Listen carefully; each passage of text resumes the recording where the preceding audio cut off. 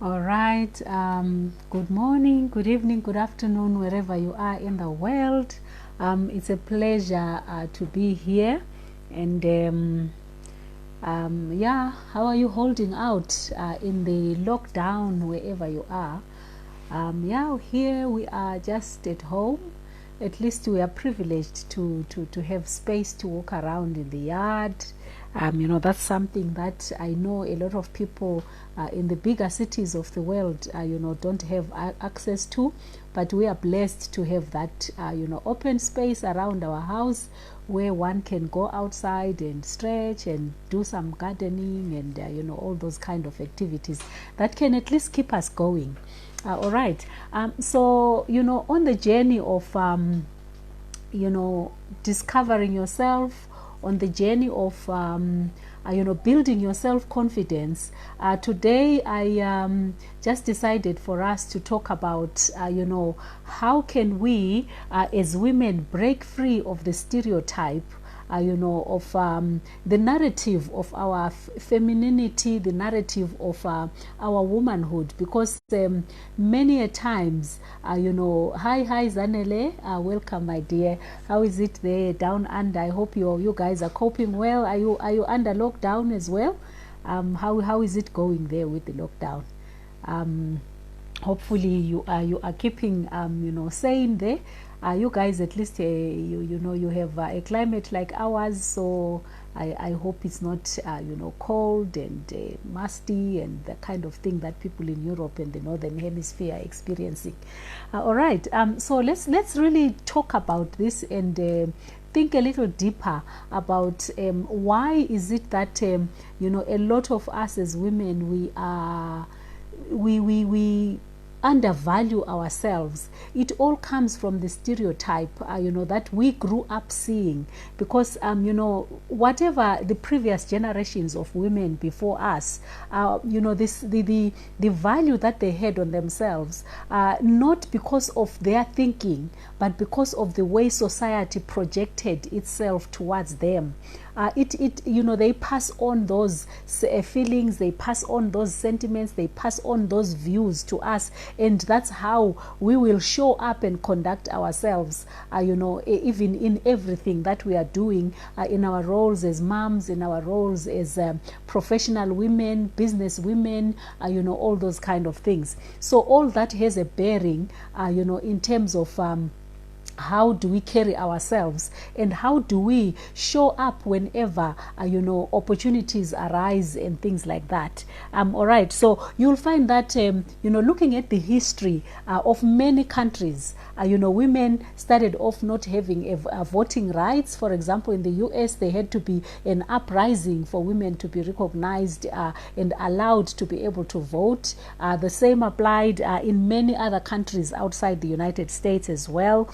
In terms of access to literacy, schooling and things like that, you'd find that the girl child was always marginalized. If there was a choice, because of insufficient resources, to take either the boy child or the girl child to school, the boy child would be given preference, and the girl child, well, she's going to get married and somebody's going to look after her anyway, so why worry? So all those things, can reflect on how we look at ourselves. It might not even have happened to you directly. You would have been given the access to education, but because of the general sentiments around the community that you live, where the value of women in conversations and so on is the way in which it is being handled, it can actually, hi Noma, thank you so much, lady.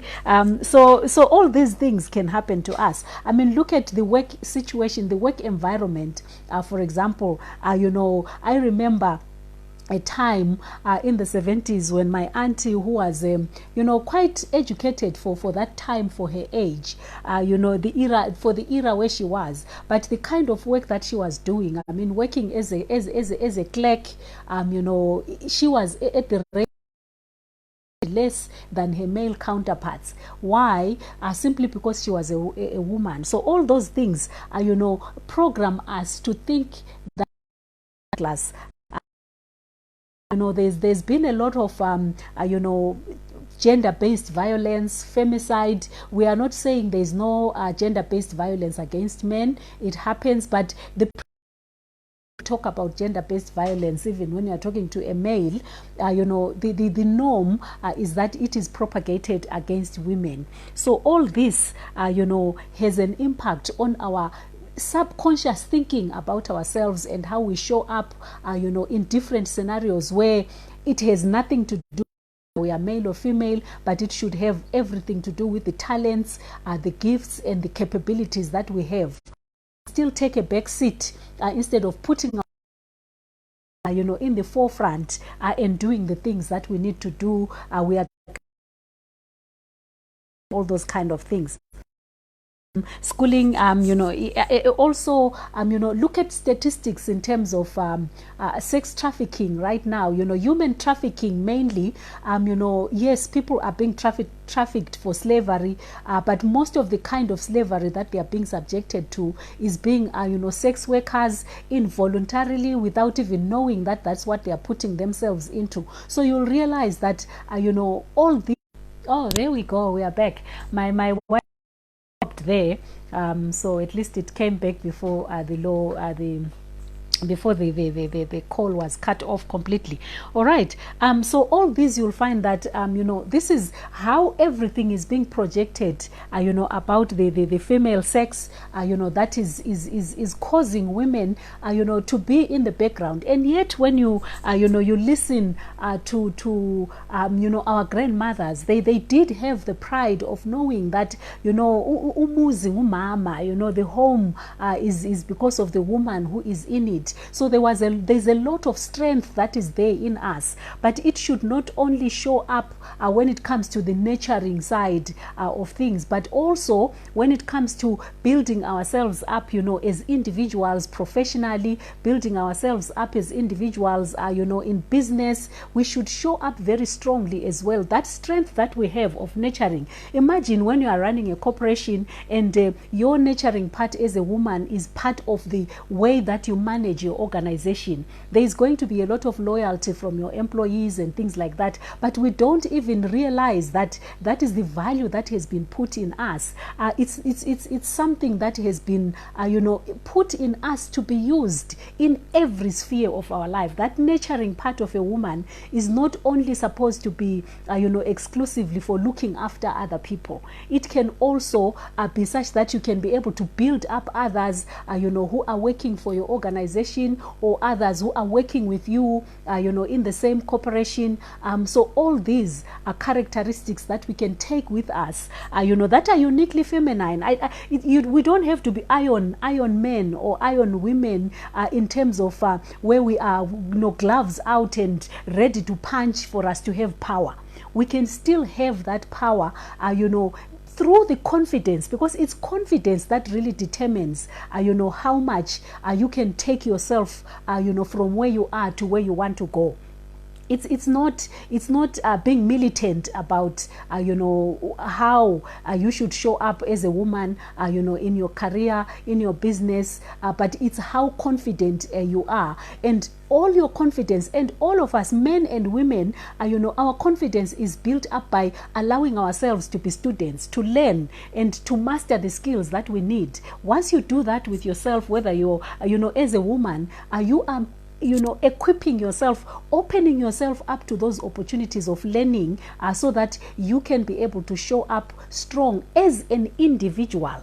All right, not as where people have to say who is talking, is it a man or a woman? It should not matter. What should matter is the content of your conversation, and that content of your conversation comes from you knowing who you are, opening yourself up to sources of knowledge, so that when you are showing up strong. When you are showing up not from an apologetic point of view, or uninformed perspective, because you have refused to open yourself up. And that refusal to open yourself up comes from the value that you put in yourself. Because if you value yourself as an individual, you are going to want to learn. If you value yourself as an individual, you are going to want to expose yourself to people who have a thinking that is higher than yours, so that it can infuse into you as well to think like those individuals. And you will not apologize, for showing up strong in the areas where you know that this is what I want out of life,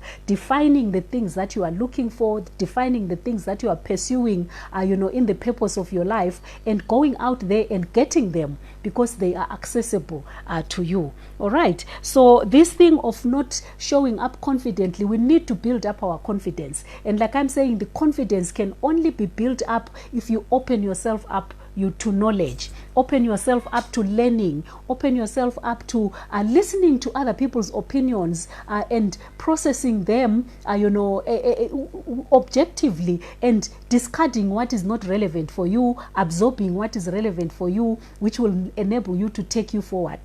So all that comes from, looking at yourself, from a value perspective, as opposed to I'm just a woman. Because, that term of people saying I'm only a woman in whatever they are doing, that in itself is derogatory, and you'll find that is self-derogatory if that is how you think, that I'm only a woman.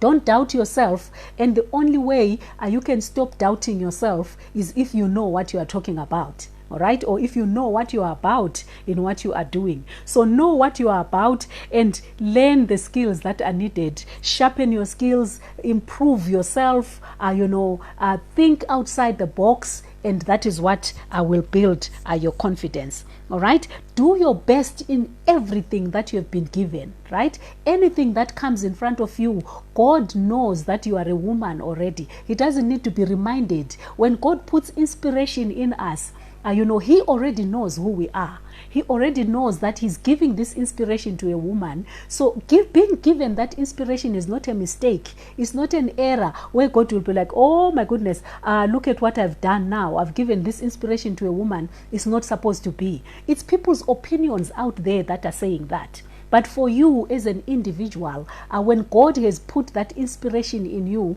when God has put those dreams, those visions that you are having of where you are supposed to take yourself, he knew exactly that you were a woman, and he has done it deliberately for that purpose, so that you can shine as his child, irrespective of you being a woman as well. All right. So in other words, let's remove all that, despite everything that has gone out, there in the past. And there are practical ways that we can use, like I'm saying, that, do the things that need to be done for you to boost your self-confidence, for you to boost, to remove and eliminate doubt in the way that you are conducting yourself in everything that you are doing. Yes, you will meet the prejudice. We don't run away from that. The prejudice will be there, but when the prejudice appears, when the prejudice shows up, it's not that prejudice, you see, because it's not what happens outside of us that determines, the attitude that we go into life with. It's what happens within us. It's the thinking processes that we have. And once you get that right, once you sort that out, to know that when God created you, he did not make a mistake by making you a woman. All right, he did not make a mistake. He knew exactly what he was doing, and he put you at this time in life for a purpose that you are supposed to fulfill. So pursue that. Look for that purpose. If you still haven't found it yet, find the purpose, because sometimes some of the places of weakness that we come from is because we don't know what we are here for.